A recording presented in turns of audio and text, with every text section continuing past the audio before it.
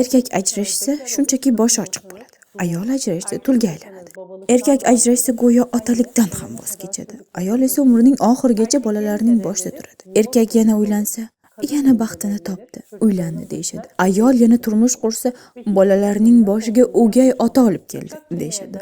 Hech bir ayol o'zidan o'zi osonlikcha ajrashmaydi. Pichoq borib suyakka tegmaguncha ayol chidab yashayveradi. Hech kim bir kechada ajrashishga qaror qilmaydi axir. Agar bu qarorga kelgan bo'lsa, bilingki, u juda ko'p ko'z yosh to'kkan, juda ko'p azob chekkan. U qayta umid qilgan, necha bor balki hammasi o'zgarar deb boshidan boshlagan, ammo oxirida butunlay singan. Qalbi chil-parchin bo'lgan, umidi so'ngan. Shuning uchun so'zimiz bilan ajrashgan ayollarning dardiga dard qo'shmaylik.